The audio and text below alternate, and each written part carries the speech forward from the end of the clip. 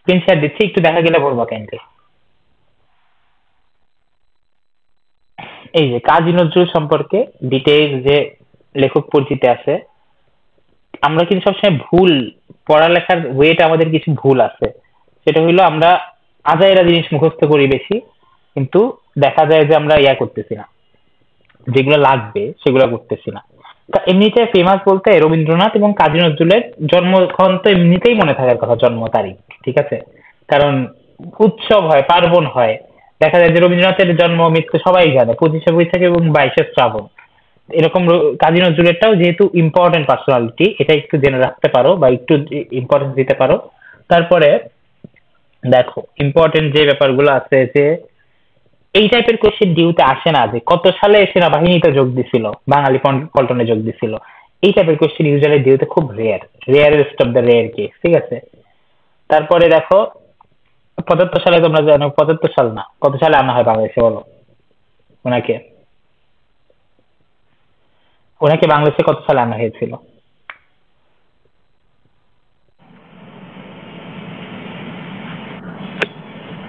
1972। এরকম টাইমে, এরকম টাইমে আমি নিজে ভুলে গেছি, জন্যই তোমাদের জিজ্ঞেস করলাম। যাই হোক, 72 না হলে 73, দুইটা থেকে হ্যাঁ, একটা। 72 73 এরকম টাইমে আনা হয় এবং জাতীয় কবি ইয়া করা হয়, সম্মাননা দেওয়া হয়েছিল। মেইন সবচেয়ে ইম্পর্টেন্ট বিষয় কি, এগুলো সব গেল, ঠিক আছে? তার জীবনের গল্প, বায়োগ্রাফি পড়লা। এরপরে তোমাকে মেইন যে ব্যাপারগুলো পড়তে হবে, উপন্যাস কোনগুলো, তুমি কেমনে মুখস্থ রাখবে এটা পুরোপুরি আপ টু ইউ। বাট তোমাকে কিন্তু জানা লাগবে যে কোনটা উপন্যাস। বিশেষ করে যারা বেশি পড়াশোনা করে বা বেশি শখের বশত যারা উপন্যাস উপন্যাস পড়ে, তাদের অনেক লাভ এই দিক থেকে, তারা এই ব্যাপারগুলো কিন্তু ভালো বোঝে, ঠিক আছে? ওকে, এবার আমরা আসি। দেখো, উপন্যাস হলো বাঁধনহারা, নিত্যক্ষুধা, কুহেলিকা, গল্পগ্রন্থ কিছু দিয়েছে যে ব্যথার দান, রিক্তের বেদন, শিউলিমালা। তারপরে দেখো, এই যে এটা যেহেতু প্রবন্ধ, এখানে কিন্তু প্রবন্ধটা লেখা আছে যে যুগবাণী, দুর্দিনের যাত্রী, রুদ্রমঙ্গল, রাজবন্দির, জবানবন্দি, এগুলো হলো প্রবন্ধ গ্রন্থ। এখানে কিন্তু দেখো, যেহেতু এটা প্রবন্ধের সাথে লেখক পরিচিতি দিয়েছিল, এখানে কিন্তু কাব্যগ্রন্থগুলো লেখা নাই। তার কিন্তু অনেক ফেমাস ফেমাস কাব্যগ্রন্থ আছে, ওইগুলো কিন্তু আমাদের কি আলটিমেটলি পড়তে হবে। আচ্ছা, এইগুলোর সাথে মানে দুইটা মিলায় পড়বা, দুই দিকে দেখবা যে দুইটা আছে। তোমাদের কি বইয়ে সিলেবাসে কাজী নজরুলের কোনো কবিতা আছে?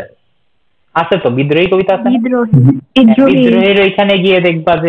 বিদ্রোহীর ওইখানে গিয়ে দেখবা যে কাব্যগ্রন্থ গুলো দেওয়া আছে, তো মিলায় কিন্তু পড়তে হবে, যে কোনো একটা পড়লা শেষ, ব্যাপারটা এরকম না। তারপরে মৃত্যু সম্পর্কিত আমরা জানি। এরপরে আমরা আসবো ডিরেক্ট, কি বলে, আমাদের মেইন পার্ট, কাজী নজরুল কি চাইছেন এবং উনার যে ন্যারেটিভ বা উনি কি করতে বলছেন, বা উনার যে ধারণা, উনি যে পাস করতে চাইছিলেন আমাদের মাঝে, ওই ধারণাটা কি। উনার পুরা প্রবন্ধটা ঘুরতেছে একটা বিষয়ের উপর, সেটা হলো সত্য। সত্য বলতে অনলি ট্রুথ না, এখানে কিন্তু সত্য বলতে শুধুমাত্র ট্রুথ না, সত্য বলতে নিজের এথিক্সটা, ঠিক আছে? মরাল একটা এথিক্স উনি নির্দেশ করতেছে, যেটা ট্রুথের উপর বেস করে তৈরি, মানে যেটাতে কোনো মিথ্যার আশ্রয় নাই, যেটাতে কি কোনো মেকি বা মানুষের এক কথায় চাটুকারিতা নাই, ঠিক আছে? মানে ঢাকের কাঠি না হয়ে, আচ্ছা ঢাকের কাঠি মানে কি বলো? ঢাকের কাঠি মানে তোষামতকারী, ঠিক আছে? মানে এই যে চাটুকারিতা, তোষামদি, এগুলোর এগেইনস্টে গিয়ে তিনি আপনার উপরে ভরসা করতে বলছে। আপনা মানে কি, আপনি না, কিন্তু নিজ, নিজের উপর ভরসা করতে বলছে। এই পুরা কনসেপ্টের উপরে যে বেস করে করতেছে, উনি কিছু ঐতিহাসিক প্লট তুলে ধরছে, মহাত্মা গান্ধীর কথা বলছে। ওই টাইমে তোমরা জানো যে আমি মেবি আগের ক্লাসে তোমাদেরকে বলছিলাম যে ওই টাইমে, না তোমাদের কি বলছি, না না না তোমাদের ব্যাচ না মনে হয়, অন্য একটা ব্যাচে বলছিলাম যে হইলো এই যে 47-এর আগ দিয়ে মানুষের অবস্থা খুব খারাপ ছিল, মানুষের মানুষের বিভেদ, সাম্প্রদায়িকতা একদম মানে সর্বোচ্চ পর্যায়ে চলে গিয়েছিল। আচ্ছা, এখানে দেখো, আমার কর্ণধার আমি, কর্ণধার শব্দটার অর্থ কি? উত্তরাধিকারী, ঠিক আছে? উত্তরাধিকারী টাইপ, বা আমার যে দায়িত্ব নিব আমিই নিব, আমার পথ দেখাবে আমার সত্য, মানে আমার সত্য আমাকে পথ দেখাবে। এটা কিন্তু এমন না যে আমার পথ দেখাবে আমার সত্যকে, এটা উল্টা পড়বা, ঠিক আছে? আমার সত্য কি দেখাবে, পথ দেখাবে আমাকে। আমার যাত্রা শুরুর আগে সালাম জানাচ্ছি নমস্কার জানাচ্ছি আমার সত্যকে, অর্থাৎ তার এথিক্সকে, তার নিজের মোরালকে, বা তার নিজের মনের মধ্যে লুকিয়ে থাকা যে ট্রুথ আছে এটাকে। যে পথ আমার সত্যের বিরোধী, মানে আমার এথিক্স এর বিরোধী যেই পথ, সেই পথ আর কোনো পথই আমার বিপদ নয়। মানে কি বলছে বলতো, এখানে কি বুঝাইছে? আমার সত্যের এগেইনস্টে না গেলেই হবে আমার পথটা, মেইনলি এটাই মিন করছে। মানে সেই পথ আর, এখানে সেই পথ বাদে, মানে আর বলতে বাদে বোঝাচ্ছে, ঠিক আছে? এখন মানে ওই পথটাই আমার বিপদ যেটা আমার সত্যের বিরোধী।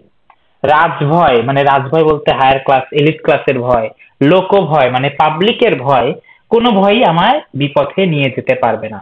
আমি যদি সত্যি করে আমার সত্যকে চিনে থাকি, আমার অন্তরে মিথ্যার ভয় না থাকে, এখানে আরেকটা পয়েন্ট আনলো যেটা হলো অন্তরে মিথ্যার ভয় না থাকা, তাহলে বাইরের কোনো ভয়ই আমার কিছু করতে পারে না। বাইরের ভয় বলতে বোঝাচ্ছে যে আমার ধরো শাসন করতেছে যারা, ব্রিটিশদের ভয়, অথবা আমার হইলো ইয়াদের ভয়, কি বলে মানুষে কি বললো, পাছে লোকে কিছু বলে, এই ভয়গুলো বোঝাচ্ছে। যার ভিতরে ভয় সেই বাইরেই ভয় পায়। অতএব যে মিথ্যাকে চেনে সে মিছামিছি তাকে ভয়ও করে না। আলটিমেটলি কি বোঝাচ্ছে, যে যারা এই যে মানুষের কথায় ভয় করে তার ভেতরে আসলে ভয়, অন্তরে ভয়। পরের লাইনটা খেয়াল করেছে, যার মনে মিথ্যা সেই মিথ্যাকে ভয় করে। মানে কি, আলটিমেটলি মিথ্যাকে ভয় করে তার যারা, যাদের নিজের মনের মধ্যেই মিথ্যা। নিজকে চিনলে মানুষের মনে আপনা আপনি এত বড় একটা জোর আছে, সে আপন সত্য ছাড়া আর কাউকে কুর্নিশ করে না। কুর্নিশ করা মানে হইলো কি, সম্মান প্রদর্শন করা, এগিয়ে গিয়ে, এগিয়ে গিয়ে সম্মান প্রদর্শন করা, বাট এখানে মাথা হেট করা অর্থে ইউজ করতেছে। অর্থাৎ কেউ তাকে ভয় দেখিয়ে পদানত করতে পারে না বা পায়ের নিচে রাখতে পারে না। এই যে নিজকে চেনা, আপনার সত্যকে আপনার গুরু পথ প্রদর্শক কান্ডারি বলে জানা, মানে বোঝাচ্ছে যে এই নিজেকে যে আমি চিনবো, নিজের এথিক্স সম্পর্কে জানবো, আমার এথিক্স কে আমার গুরু বা আমার পথ প্রদর্শক কান্ডারি, কান্ডারি মানে কি জানো, যা যে পথ দেখায় যে, ঠিক আছে, মানে পথ প্রদর্শক টাইপ একটা ওয়ার্ড। এটা কিন্তু দম্ভ না, এটা অহংকারও না, এটা নিজেকে চেনার একটা সহজ স্বীকারোক্তি, যেটা আমি যে নিজেকে চিনি, এটা আমি বুঝবো কিভাবে, আমি নিজের সত্যটা সম্পর্কে জানি কিনা। আর যদি এটাকে কেউ ভুল করে অহংকারও মনে করে, তবুও এটা মন্দের ভালো। নিজেকে না চেনার চেয়ে, মিথ্যার কাছে নিজেকে সঁপে দেওয়ার চেয়ে অ্যাটলিস্ট কি নিজেকে চিনে, নিজের সত্যটাকে জেনে অহংকার করা ভালো। এটা লেখক বলতেছে যে এটাকে যদি ভুল করে অহংকার বলে মনে করেন, তবুও এটা মন্দের ভালো। অর্থাৎ মিথ্যা বিনয়ের চেয়ে কিন্তু অনেক বেশি ভালো এটা। অনেক সময় খুব বেশি বিনয় দেখাতে গিয়ে নিজের সত্যকে অস্বীকার করে ফেলা হয়, ওতে মানুষ ক্রমেই ছোট করে ফেলে, মাথা নিচু করে আনে। তুমি যত মিথ্যা বিনয় দেখাবা, অন্যের প্রতি দেখাচ্ছ যে মিথ্যা একটা শ্রদ্ধা শো করতেছো, ওই রকম বিনয়ের চেয়ে অহংকারের পৌরুষ অনেক অনেক ভালো। ফার্স্ট প্যারার লাস্ট লাইনটা দেখো, ওই রকম বিনয়ের চেয়ে অহংকারের পৌরুষ অনেক ভালো, ঠিক আছে? ওর চেয়ে আমি সত্যকে চিনে অহংকার করবো, এটাও বেটার, এটা বলতেছে কাজী নজরুল।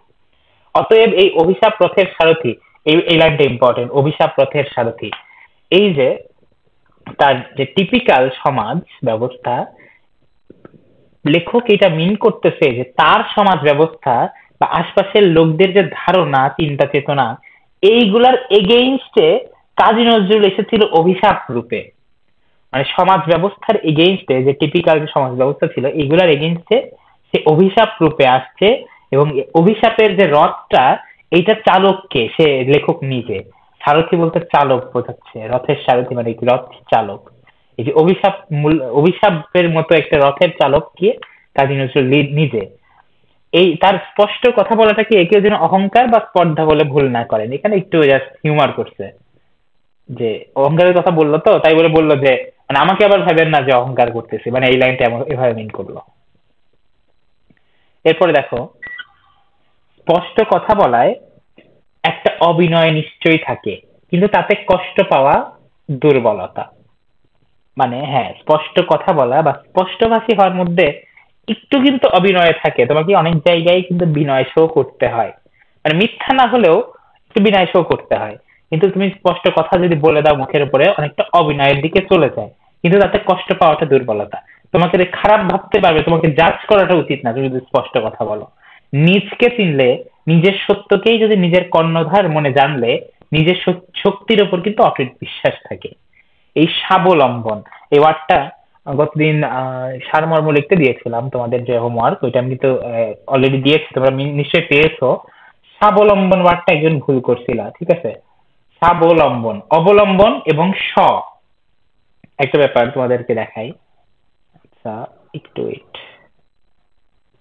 মিটিং এ আসি।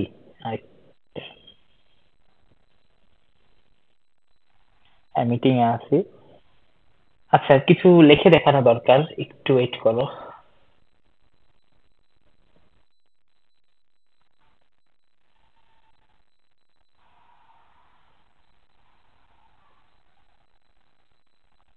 স্ক্রিন দেখতে পাইলে একটু বইলো।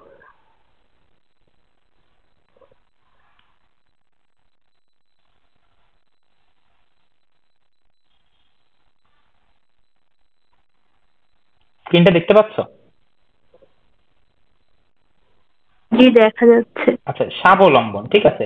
এটা যদি ভাঙি আমরা, সহযোগ অবলম্বন হয় না? একটা জিনিস মনে রাখবে, ওয়ার্ডটা, ঠিক আছে, এই যে আমরা ওয়ার্ডটা ইউজ করি না, ধরো এই যে শব্দটার অর্থ নিজ। আরেকটা আমরা ইউজ করি, দেখো, স্বাবলম্বন, ধরো বললাম, আমরা বলে থাকি কি স্বদেশ, এরকম আরেকটা ওয়ার্ড আছে, এক মিনিট আমি একটু নোটিফিকেশন আসবে। স্বদেশ, এখানেও কিন্তু অর্থাৎ নিজ দেশ বোঝায়। কিন্তু আমি যখন বলি যে সপরিবারে, তখন কি আমি এটা লিখবো?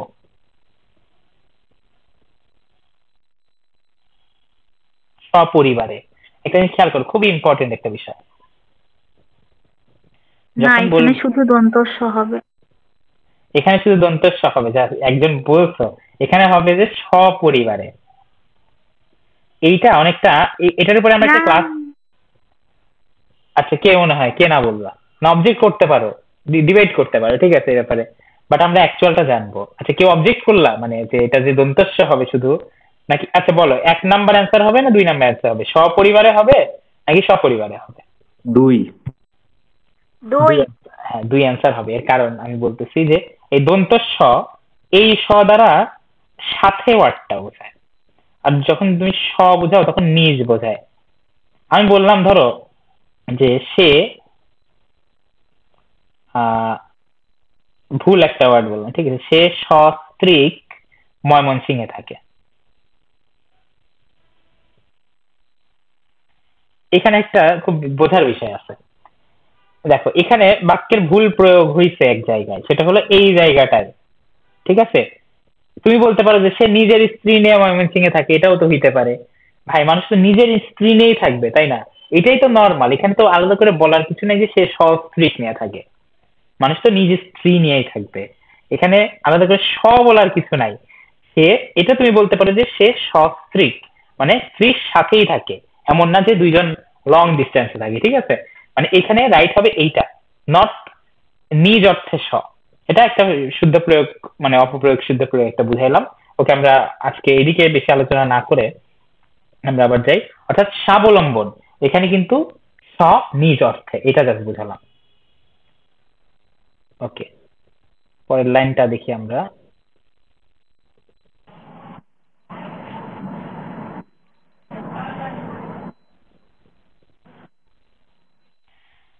এই যে এইখানে দেখো, এই স্বাবলম্বন,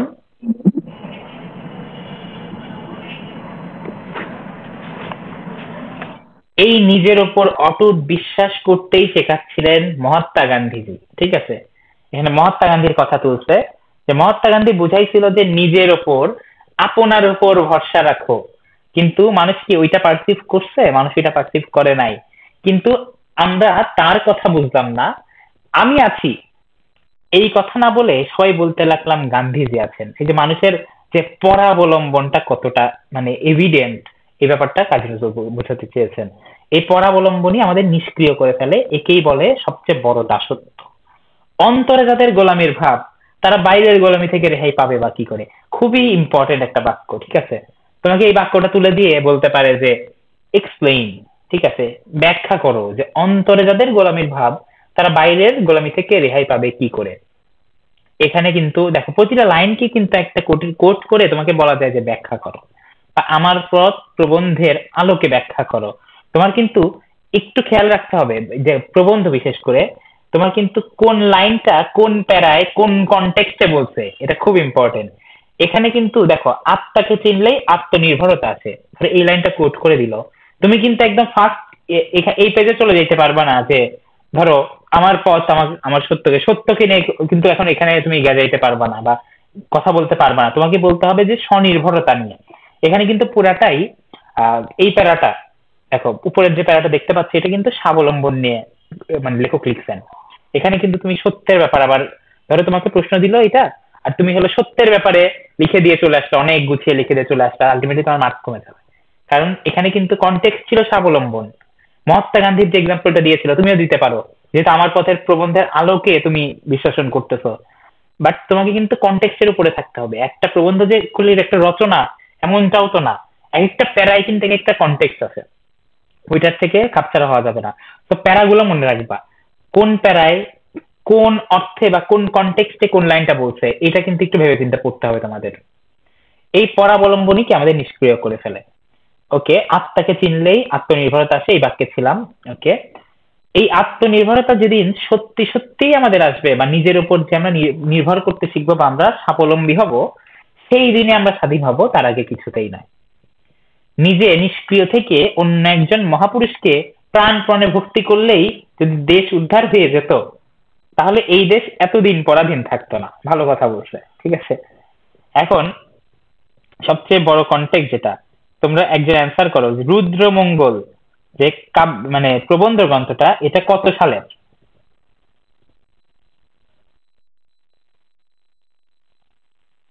হুম, এনিওয়ান?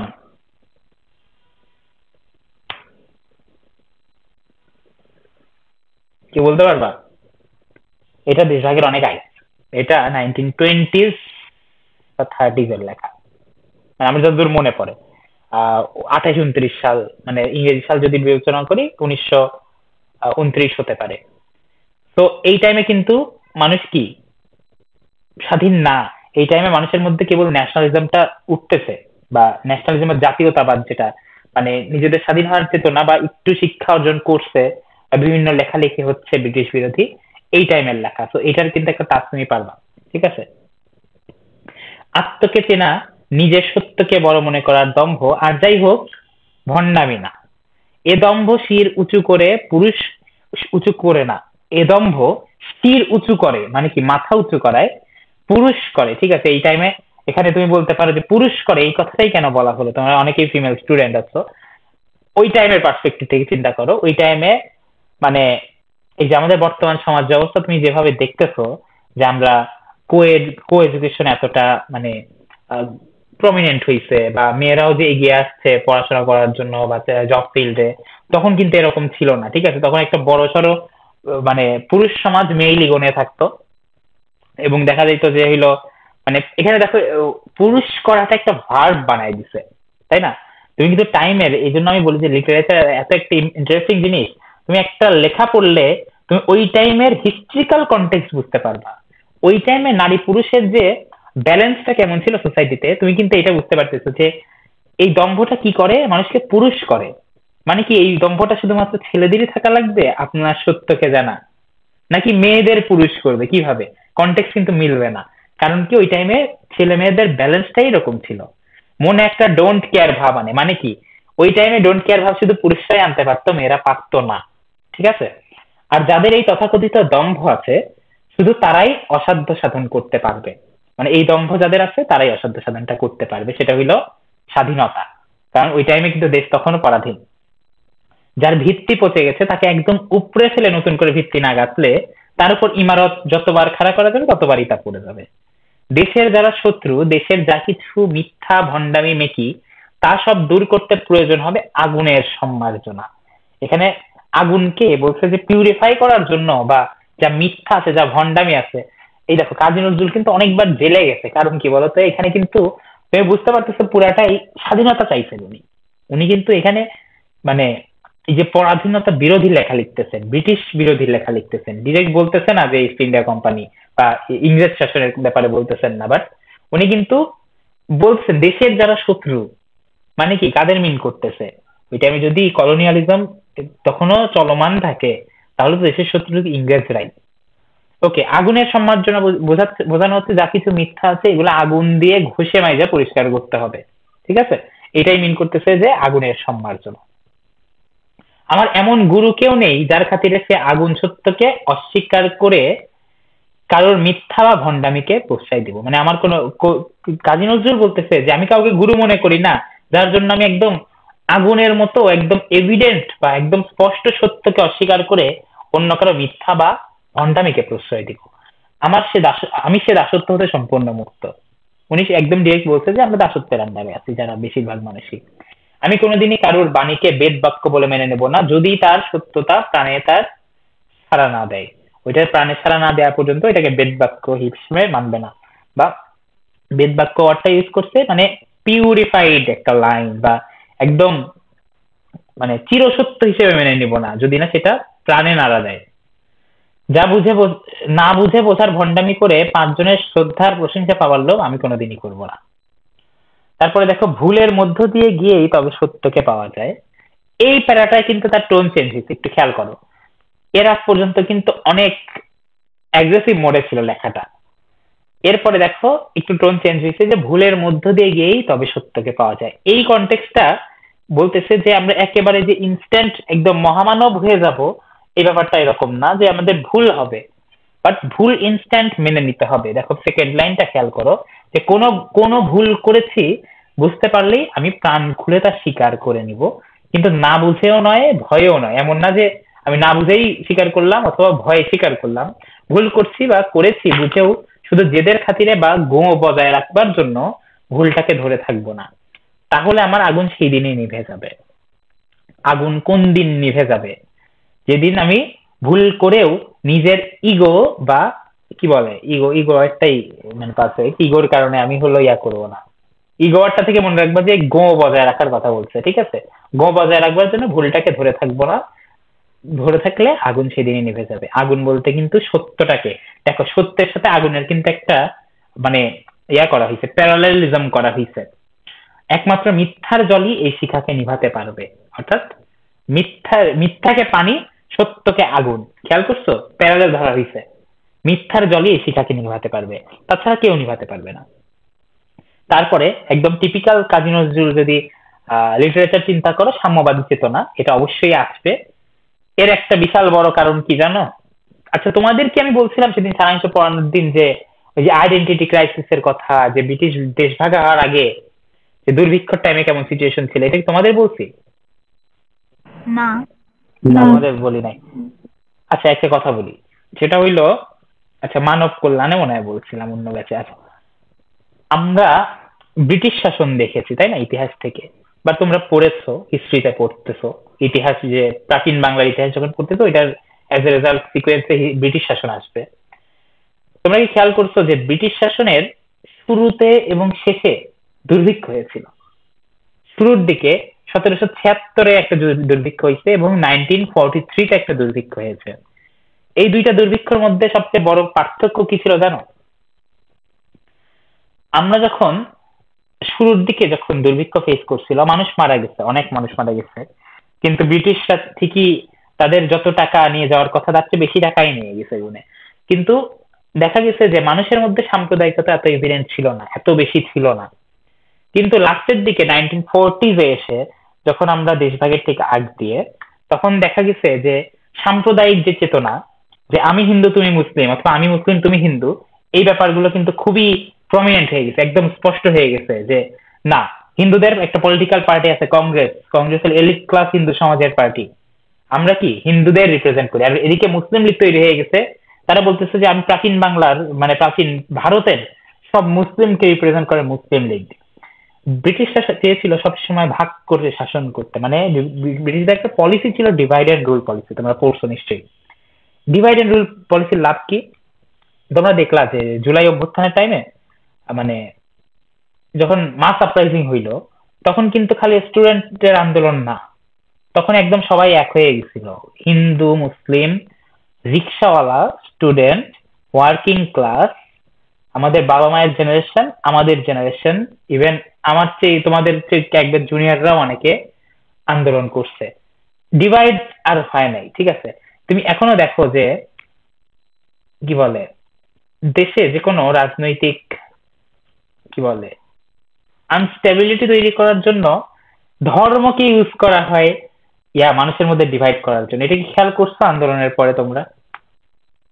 যত প্রোপাগান্ডা, যে গুজব, এগুলো কিন্তু ধর্মকে ব্যবহার করে ছড়ানো হয়। কারণ কি, তোমরা কি খেয়াল করছো যে ধর্মকে ব্যবহার করে ছড়ানো হয়? এটা কি খেয়াল করছো তোমরা? হুম। খেয়াল করে থাকার কথা। এই যে বলতেছে যে দেখবা যে ইন্ডিয়ান যত নিউজ চ্যানেল এখানে প্রচার করা হচ্ছে কি, যে বাংলাদেশে হিন্দুরা সুরক্ষিত না, তাই না? আমাদের মধ্যে ভাইয়া বিভেদ সৃষ্টি করতে যাচ্ছে দাঙ্গার হ্যাঁ, মাধ্যমে। কারণ আমরা ইংরেজদের কাছে শিখেছি মানুষ যদি ডিভাইডেড হয় নিজেদের মধ্যে তাদের শাসন করা ইজি, তাদের ক্ষমতার আন্ডারে রাখা ইজি। ঠিক আছে, এই জন্য বললাম যে লাস্টের দিকে এসে 1940s এর দিকে এসে যে দুর্ভিক্ষটা এত ইভিডেন্ট হয়ে গেল। দুর্ভিক্ষর টাইমে মানুষ মারা গেছে এটা ব্যাপার না, একজন হিন্দু মারা গেছে নাকি মুসলিম মারা গেছে এইটা মানুষের কাছে সবচেয়ে বড় ব্যাপার হয়ে গেছে। কারণ কি করতে হবে, হিন্দু হলে তাকে পোড়াইতে হবে, মুসলিম হলে তাকে কবর দিতে হবে। ইভেন রিলিফ, ফেমিনের টাইমে বা দুর্ভিক্ষর টাইমে রিলিফ দেয়, তাই না? পলিটিক্যাল পার্টিরা কি করে, নিজের একটু জনমত তৈরি করার জন্য কিন্তু এরা দুর্যোগের টাইমে, দেখবা যে ভোলা সাইক্লোনের টাইমে, ভোলা যে আমাদের 71 সালে যে নির্বাচন হয়েছে, 70-এর নির্বাচন, সরি জেনারেল ইলেকশন, এই টাইমে কিন্তু এর আগে একটা সাইক্লোন হয়েছিল, ভোলা সাইক্লোন বলে। এই টাইমে কিন্তু আওয়ামী লীগ প্রচুর জনমত করছিল। আমি এটা কেন বললাম, কারণ ওই দুর্ভিক্ষর সময় দেখা যেত যে কংগ্রেস শুধু হিন্দুদের রিলিফ দেয়, মুসলিম লীগ শুধু মুসলমানদের। এই জন্য তুমি কাজী নজরুলের লেখার মধ্যে এই যে কেন এখন আমরা রিলেট করতে পারি না, যে আমরা ভাবি যে কেন এরকম এরকম এত এত এভিডেন্ট কেন সাম্প্রদায়িকতার এগেইনস্ট উনি লিখছে, কারণ ওই টাইমটাই ছিল এরকম। দেখো এখানে এই পাড়ায় বলতেছে যে মানুষ ধর্মই সবচেয়ে বড় ধর্ম, হিন্দু মুসলমানের মিলনের অন্তরা মানে কি, মিলনের বাধা বা ফাঁকি কোনখানে তা দেখিয়ে দিয়ে এর গলদ দূর করা আমার এ পথের অন্যতম উদ্দেশ্য। মানে সত্যের যে পথ লেখকের, এটা মূলত এটার অন্যতম উদ্দেশ্য কি, হিন্দু মুসলমানের মিলনের এগেইনস্টে কি কি অবস্ট্যাকল আছে, কোন জায়গায় আসলে আমাদের ফাঁকি দেওয়া হচ্ছে, এইগুলো দেখিয়ে দিয়ে গলদ বা ভুলগুলো দূর করে দেওয়া। মানুষের যেখানে প্রাণের মিল, আদতে সত্যের মিল, মানুষ কিন্তু কোন দিক থেকে ইউনাইটেড লেখকের মতে সত্যের দিক থেকে বা আমাদের মনের দিক থেকে, এথিক্সের দিক থেকে। কারণ কোন ধর্মই পাপ কাজ বা একদম মানে আমরা হোয়াট উই কল এক্সট্রিমিজম, ঠিক আছে, এক্সট্রিমিস্ট বলি না, এক্সট্রিমিজম কোন ধর্মই সাপোর্ট করে না ভাই। উগ্রবাদ, হ্যাঁ, উগ্রবাদ কোন ধর্মই সাপোর্ট করে না অ্যাকচুয়ালি। তো এটাই বলতেছে যে সত্যের মিল মানুষের মধ্যে, সেখানে ধর্মের বৈষম্য কোনো হিংসার দুশ্মনির ভাব আনে না। যার নিজের ধর্মে বিশ্বাস আছে, সে নিজের ধর্মের সত্য, যে নিজের ধর্মের সত্যকে চেয়েছে, সে কখনো অন্য ধর্মকে ঘৃণা করতে পারে না। দেশের পক্ষে যা মঙ্গলকর বা সত্য, শুধু তাই লক্ষ্য করে এই আগুনের ঝান্ডা দুলিয়ে পথে বাহির হইলাম। ঝান্ডা শব্দের অর্থ তোমরা জানো নিশ্চয়ই, পতাকা। এইচএসসি টাইমে নিশ্চয়ই শব্দার্থগুলো পড়েছো, ওইগুলো নিয়ে আলাদা আলোচনা করবো না। বাট আমার মনে হয় যে আমরা এতদিন যেভাবে পড়েছি, এর চেয়ে অন্য কোনো ভাবে আমি তোমাদের এর চেয়ে বেটার ওয়েতে পড়াইতে পারতাম না এই প্রবন্ধটা। কারণ হিস্ট্রিক্যাল কনটেক্সট অনেক ইম্পর্টেন্ট একটা প্রবন্ধ বোঝার জন্য বা একটা মানুষের ইডিওলজি বোঝার জন্য। আর তোমরা নিশ্চয়ই ভাবছো না কখনো যে কাজী নজরুল উনি কি আসলেই এতটা সাম্যবাদী মানুষ ছিলেন? উনি যতটা না ছিলেন, সিচুয়েশন তার চেয়ে বেশি ডিমান্ড করছে ওইটা, বা ওই টাইমের হিস্ট্রিক্যাল কনটেক্সটটা বেশি ডিমান্ড করছে এরকম লেখা, এজন্য উনি লিখছেন। প্রতিটা লেখার শেষে যেটা পড়বা সেটা হইল শব্দার্থ টিকা। প্রতিটা লেসনের শব্দার্থ টিকা খুব ভালো মতো পড়বা, এখান থেকে ডিরেক্ট কোয়েশ্চেন হইতে পারে। এবং আমি তোমাদেরকে কালকে একটা হোমওয়ার্ক দিব, এর আগে আমি একদম ভালো মতো বলে দেই যে কনটেক্সট বুঝবা প্যারাগুলো, ঠিক আছে, কোন লাইনটা কোন কনটেক্সটে বলা হয়েছে, এটা কিন্তু অবশ্যই ভালো মতো করবা। অনুধাবন থেকে কোয়েশ্চেন আসবে, এবং সবচেয়ে বেশি চান্স হলো আমার পদ বা মানব কল্যাণ থেকে কোয়েশ্চেন আসার, এটা চান্স সর্বোচ্চ বেশি আমার মনে হয়। লাস্ট ইয়ার লিখিততে অনুধাবন কোন কিসের থেকে কোয়েশ্চেন আসছে কেউ বলতে পারবা? আমার পথ থেকে সম্ভবত। আমার পথ থেকে, গত বছর তার আগে আসছে মানব কল্যাণ থেকে। প্রবন্ধ তো আর নাই তোমাদের, শর্ট সিলেবাসের ফ্যাসিলিটি যেহেতু পাইছো, তো একটু ইউজ করো। আমরা অন্য লেসন গুলোও পড়বো অবশ্যই, কবিতা আছে, কারণ কবিতা থেকেও কিন্তু তোমার অনুধাবন দিয়ে দিতে পারে। এরপরে বইয়ের মধ্যে কিছু নাই, আমি তোমাদের, আচ্ছা বইয়ের মধ্যে পাঠ পরিচিতি খুব ভালো মতো পড়বা, ঠিক আছে? পাঠ পরিচিতি একটু আলোচনা করে দিই, সময় আছে। প্রবন্ধটি কাজী নজরুল ইসলামের সুবিখ্যাত প্রবন্ধ রুদ্রমঙ্গল থেকে সংকলিত হয়েছে। রুদ্রমঙ্গল কবে প্রকাশ পাইছে এটা বলা নাই, আমি বললাম তো এই যে 1930s অথবা 20s, এটা একটু দেখে নিও, ঠিক আছে? আমার পথ প্রবন্ধে, দেখো আমি তোমাদেরকে এত এক্সট্রা ইনফরমেশন কেন দিলাম বলো তো? কারণ তুমি যদি এইগুলো ইউজ করে, কাজটা করে, এই ব্যাপারগুলো ইউজ করে, যে ওই টাইমের হিস্ট্রিক্যাল কন্টেক্সট এগুলো তোমার মধ্যে লেখায় ফুটাই তুলতে পারো, টিচার যদি খেয়াল করে why won't you get marks, মানে তোমার মার্কস না পাওয়ার কারণটা কি, তুমি কি বলতে পারবা? কারণ তুমি অলরেডি অ্যাহেড অফ আদার্স, মানে অন্যরা যেভাবে জিনিসটাকে অ্যানালাইসিস করতেছে তুমি এর চেয়ে বেশি অ্যানালাইসিস করতে পারতেছো, কারণ তুমি হিস্ট্রিক্যাল কন্টেক্সট বুঝতেছো। জাস্ট লেখার মধ্যে কি পড়লাম, লেখাটা আমি কি মিন করতেছি এটা বলে দিলাম, এটা কিন্তু অ্যানালাইসিস না, এটা বিশ্লেষণ করা না। আমার পথ প্রবন্ধে নজরুল এমন এক আমির, এখানে দেখো আমিটা অ্যাপোস্ট্রফের মধ্যে আমির আহ্বান জানাইছেন বা আবাহন প্রত্যাশা করছেন। এই আমি বলতে কি বোঝাচ্ছে, যে ওই উনার সত্য সম্বলিত যে আমিটা, যে নিজস্ব একটা সেলফ, ঠিক আছে, এটার একটা আবাহন প্রত্যাশা করছেন, যার পথ সত্যের পথ, সত্য প্রকাশে তিনি নির্ভীক অসংকোচ। তার এই আমি ভাবনা বিন্দুতে, তার এই আমি কনসেপ্ট, মানে তার যে সেলফ কনসেপ্টটা, এটা ভাবনা বিন্দুতে সিন্ধুর উচ্ছ্বাস জাগায়, মানে এটা আমাদের ভাবনাকে নাড়া দেয়। নজরুল প্রতিটি মানুষকে পূর্ণ এক আমির সীমায় ব্যক্ত করতে চেয়েছেন, মানে যে সেলফ কনসিয়াস বা নিজের সেলফ এথিক্স নিয়ে কনসিয়াস এমন একটা আমি চাইছে। একই সঙ্গে এক মানুষকে আরেক মানুষের সঙ্গে মিলিয়ে আমরা হয়ে উঠতে চেয়েছেন। দেখো একদম লাস্টে এসে কিন্তু নজরুল ওই যে হিন্দু মুসলিম ব্যাপারটা বলছেন, হিন্দু মুসলিমের মিলনের অন্তরায় কি কি এবং তার গলদ গুলো কি কি, এগুলো এই যে আমার সত্যের পথের মেইন অন্যতম উদ্দেশ্য। আচ্ছা এটা দেখলাম, স্বনির্ধারিত এই জীবন সংকল্পকে তিনি তার মতো আরো যারা সত্য পথের প্রতীক হতে আগ্রহী তাদের উদ্দেশ্যে ছড়িয়ে দিতে চান। এটা তো বুঝলাম যে প্রবন্ধ লিখছে এই জন্য, তার মেসেজ ছড়িয়ে দেওয়ার জন্য। এই সত্যের উপলব্ধি কবির প্রাণ প্রাচুর্যের উচ্চবিন্দু, এখানে কিন্তু অনেক কঠিন ভাবে লিখছে, ঠিক আছে? এত দাঁত ভাঙা বাংলায় তোমাকেও লিখতে হবে না, কিন্তু মেনলি বুঝতে হবে। তিনি তাই অনায়াসে বলতে পারেন, আমার কর্ণধার আমি, আমার পথ দেখাবে কি, আমার সত্যই আমার পথ দেখাবে।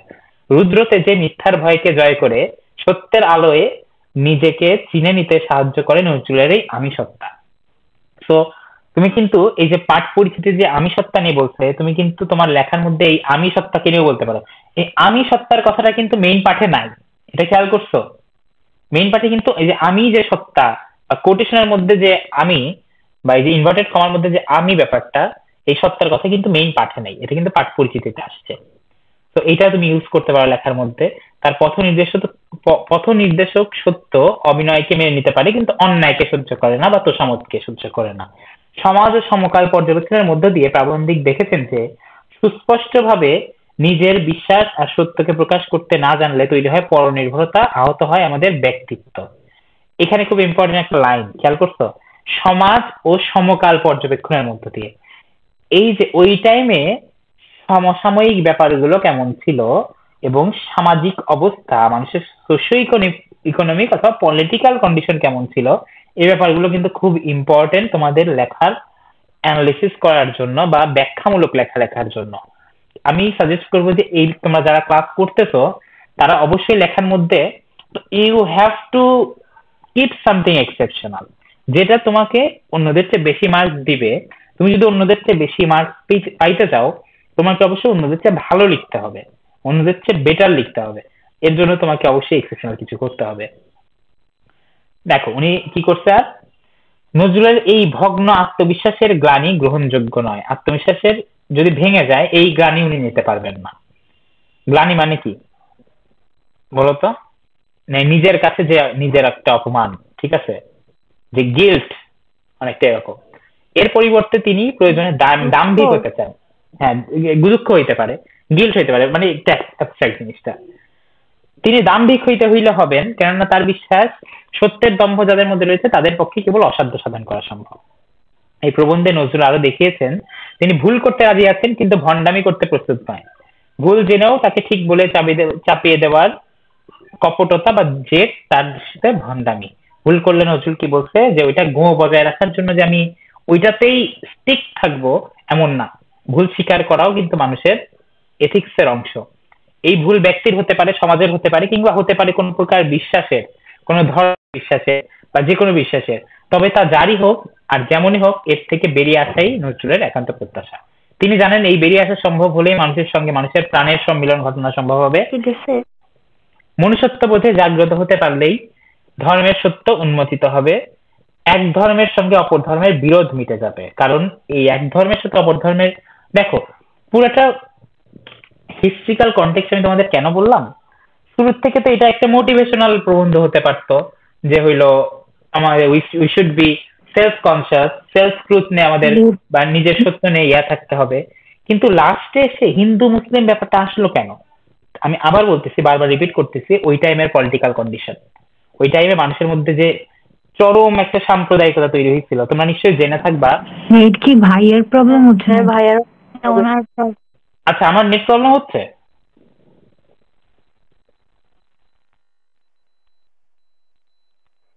জি ভাইয়া, শোনা যাচ্ছে না। ওকে, একটু ওয়েট, একটু ওয়েট। দিছে।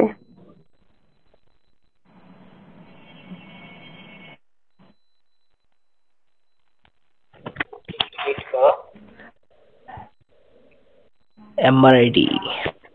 তোমরা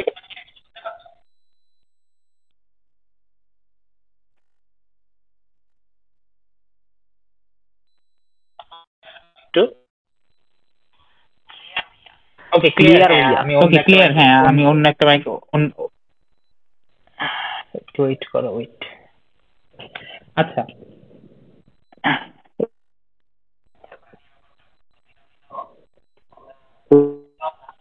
ওয়েট করো, ওয়েট।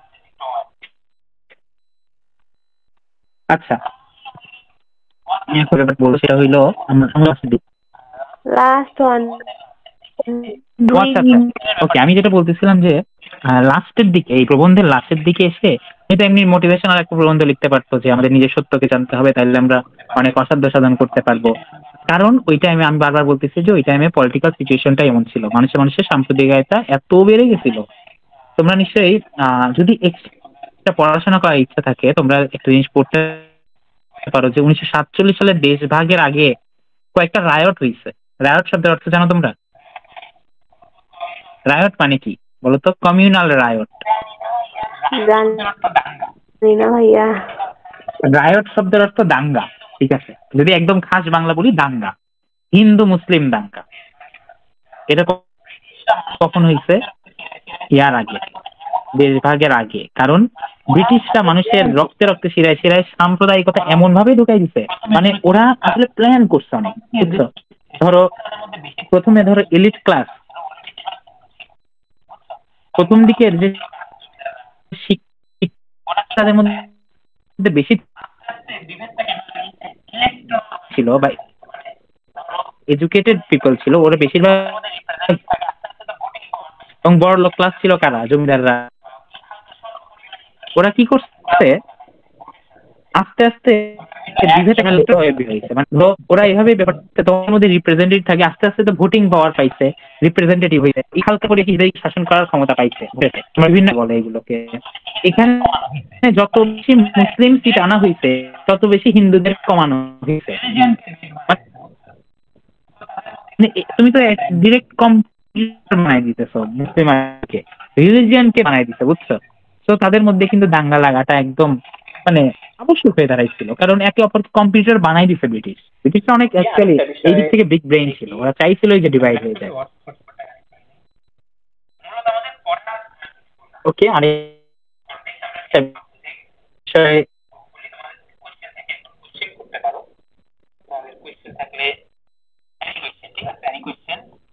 Floor is open.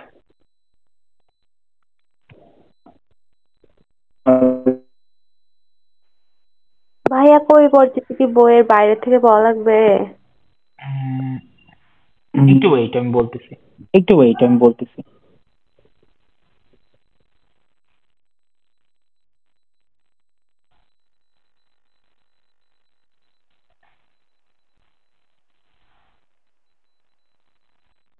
আচ্ছা, তোমার কোয়েশ্চেন হলো কবি পরিচিতি বাইরে থেকে পড়তে পারি না, কথা শোনা যাচ্ছে? আমি একটু ল্যাপটপ থেকে বলতেছি, তো একটু ইনশিওর করো।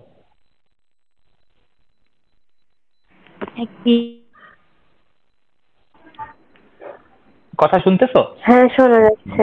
ওকে, কবি পরিচিতি বাইরে থেকে পড়া লাগবে না, কারণ তোমাদের কোয়েশ্চেন বইয়ের থেকেই হবে। বাট বইয়ের মধ্যেও কিন্তু অনেক ব্যাপার, যে কাজী নজরুলের যদি এখন তুমি বিদ্রোহী কবিতাটা ইয়া করো, কে একজন বইটা একটু বের করো তো, বইটা বের করে। আচ্ছা, বিদ্রোহী কবি আমি বের করতেছি, তোমাদের প্যারা না দেই।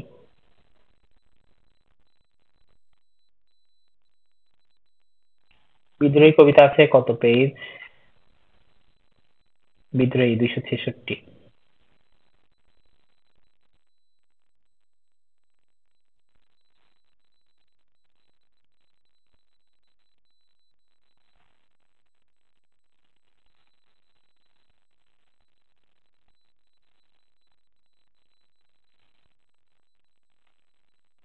আরে ভাই, তো ঝামেলা।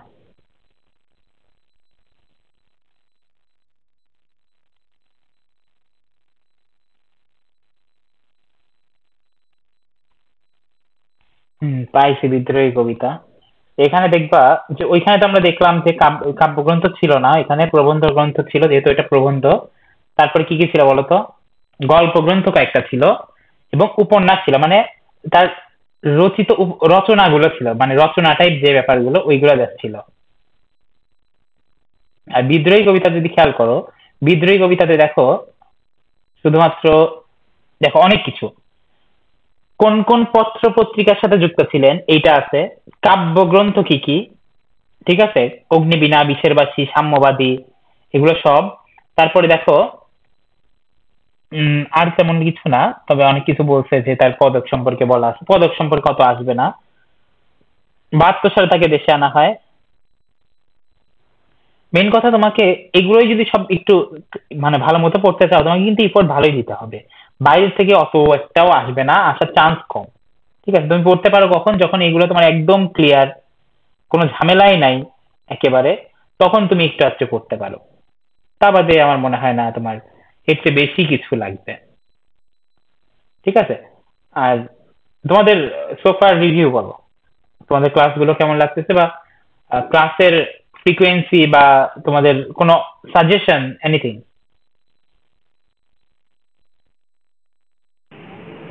যে ফার্স্টে আমার একটা কোশ্চেন ছিল আর কি, হ্যাঁ, শিওর। যে আপনার আমি অ্যাসপেক্ট যে রিটেন হ্যাকটা করছি, সেখানে আর কি প্রশ্নগুলোর ব্যাখ্যা টাইপের প্রথমে লেখা থেকে কাজী নজরুল ইসলাম আর কি কত সালে জন্ম, যেমন 1899 থেকে 1976, সুবিখ্যাত প্রবন্ধ গ্রন্থ রুদ্রমঙ্গল থেকে সংকলিত, মানে প্রথমেই এটা দিয়ে শুরু হয়। আর আরেকটা বই আছে প্রফেসরসে, ওই বইয়ে আবার হলো ডাইরেক্ট প্রশ্ন দেওয়া আছে, প্রশ্নের উত্তরটা ব্যাখ্যা দেওয়া। সেক্ষেত্রে আমরা কোনটা লিখলে বেশি ভালো হবে? শোনো, তোমাকে একদম এটা লিখতে হবে না যে কাজী নজরুল ইসলাম তার জন্ম কত সালে, ওখান থেকে অত ডিটেল যাবা না। তুমি যেটা করতে পারো, তোমাকে যেহেতু আমার পদ থেকে লিখতে দিয়েছে, তুমি বলতে একদম ইন্ট্রোটা দিতে পারো এভাবে যে যে অংশটা দেওয়া হয়েছে এটা যে আমার পদ প্রবন্ধের, এবং আমার পদ কোন প্রবন্ধ থেকে নেওয়া, রুদ্রমঙ্গল যে প্রবন্ধ গ্রন্থটা আছে এখান থেকে নেওয়া হয়েছে। জাস্ট এটুকু ইন্ট্রো দিতে পারো। এটাতে তোমার, বাট এটা মনে রাখবা যে এটাতে তোমার উত্তরে খুব একটা এফেক্ট করবে না। তোমার উত্তরে লাগবে লজিক। ঠিক আছে, টিচার খুঁজবে লজিক, যে তুমি আসলে তোমার যুক্তি কি। তো তোমাকে প্রশ্ন করলো যে আমার পথ দেখাবে আমার সত্য, এটা দ্বারা কাজী নজরুল কি বুঝাইছে, এটার উত্তরে যদি স্টার্টিং তুমি দিতে পারো যেটা হলো রুদ্রমঙ্গল থেকে নেওয়া, বাট এটাতে তুমি কোনো মার্কস পাচ্ছ না আলটিমেটলি। এটা এক্সট্রা, এটা জাস্ট তোমার বিউটিফিকেশন বা ডেকোরেশন, বাট এখানে কোনো মার্ক ভ্যারি করবে না তোমার।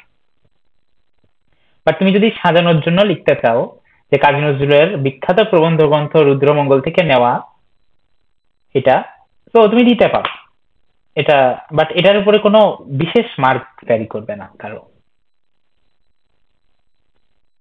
আর কোনো কোয়েশ্চেন? ভাবে ওকে। আর তোমাদের এমনি কোর্স সম্পর্কিত বা ইংলিশ ইংলিশ ক্লাস বা এনিথিং, যে কোনো ব্যাপারে কোয়েশ্চেন থাকলে বা ডাউট থাকলে আমাকে জানাইতে পারো। তো আমি মোটামুটি দায়িত্বে আছি সবকিছু। ভাই আমাদের ক্লাস কতদিন চলবে? হ্যাঁ, তোমরা কতদিন চালাইতে চাও এবং তোমরা কত ফ্রিকোয়েন্ট ক্লাস করতে পারবে, এটা একটা বিষয়। তোমরা করতে পারলে কিন্তু ক্লাস নেওয়া সম্ভব। এই মাসের মধ্যে শেষ চাচ্ছি। এই মাসের মধ্যে শেষ চাইলে তোমাদের তো অবশ্যই উইকে 2টার বেশি ক্লাস করতে হবে, তাই না? তাহলে কি আমরা উইকে 3টা ক্লাসের দিকে ফোকাস করতে চাইবো, মানে করব? কারণ ঘুরে ফিরে তোমরাই কয়েকজন কিন্তু লাইভ ক্লাস করো, তো আলটিমেটলি লাইভ ক্লাস যারা করো তাদের উইকে ভাইয়া 3টা ভাইয়া, সম্বুধ বা রবি মঙ্গল বৃহস্পতি এরকম কিছু একটা রাইট? না, শুক্রবার হ্যাঁ, থাকবেই। ভাইয়া গ্রুপে পোল দিয়ে আচ্ছা, গ্রুপে আমি পোল দিয়ে দিব যে উইকে 3টা ক্লাস নেওয়া গেলে আমি বাংলাটা খুব দ্রুত শেষ করে দেবো হোপফুলি, কারণ বাংলা অনেকটা এইরকম, ঠিক আছে? বাংলা দেখো হাফ কিন্তু তোমরা পড়ছোই, আমি জাস্ট এক্সট্রা তোমাদেরকে কি বললাম, আমি হলো প্রবন্ধটাকে ধরো একটু হিস্ট্রিক্যাল কনটেক্সটে মিলাইলাম, উনি কেন লিখছে, ওই টাইমে ছেলে মেয়েদের যে ব্যালেন্স, সামাজিক ব্যালেন্সটা কেমন ছিল, এগুলো বললাম। এগুলো আই হোপ তোমাদের একটু হলেও কাজে লাগবে যখন তুমি অ্যানালিসিস করবা। এগুলো কিন্তু আসলেই আমি নিজে যখন স্টুডেন্ট ছিলাম আমি কিন্তু অত ভাবি নাই অ্যাকচুয়ালি, আমি নিজে অত ডিপলি চিন্তা ভাবনা করে লিখতাম না। আর আরেকটা বিষয়, গুছিয়ে লেখার চেষ্টা করবা, ঠিক আছে? আর যাদের হাতের লেখা একটু খারাপ হইতে পারে, বাট গুছিয়ে লেখার চেষ্টা অবশ্যই করবা, কারণ গুছিয়ে লেখার একটা ফেস ভ্যালু আছে, তোমার খাতার একটা ফেস ভ্যালু বাড়াই দিবে। তো এইটা খেয়াল রাখবা। আর আর আর কি, আর তেমন কিছু না, বাট উইকে 3টা ক্লাস, হ্যাঁ এটা করতে পারলে ভালো। উইকে 3টা, কারণ এই মাসের মধ্যে শেষ করাটা তোমাদের জন্য জরুরি। তোমাদের পরীক্ষা কয় তারিখ?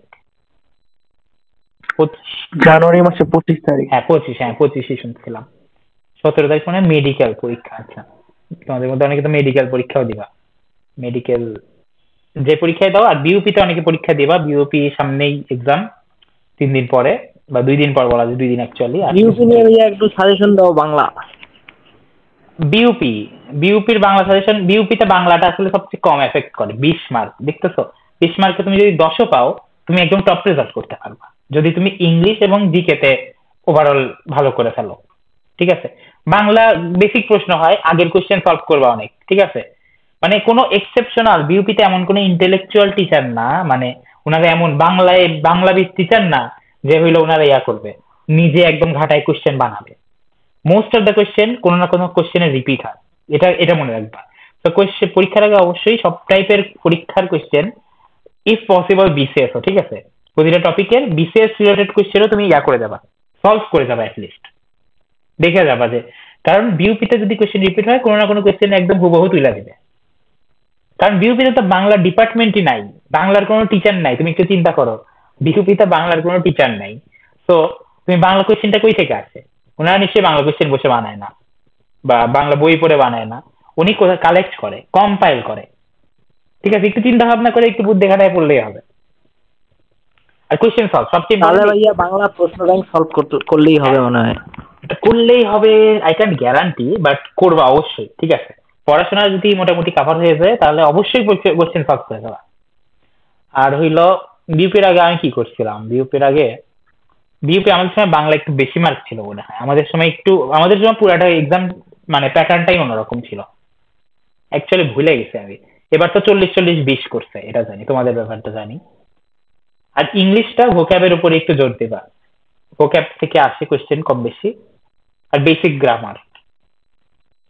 ওকে, তোমরা সব। ভাইয়া, আর 100-তে জিকে কত? ভাইয়া আচ্ছা আচ্ছা, তুমি জান্নাতুল মার্জিয়া, তুমি কি বলতেছিলা যে 100-তে?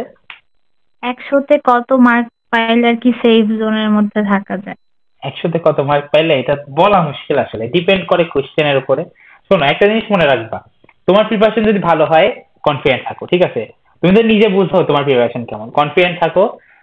পরীক্ষা যদি কঠিন হয়, বিউপিতে আমাদের সময় এফবিএস অর্থাৎ ফ্যাকাল্টি অফ বিজনেস স্টাডিজ যেটা আছে, বা বিবিএ ফ্যাকাল্টি যেটা, ওইটাতে চরম কঠিন প্রশ্ন আসে, ঠিক আছে?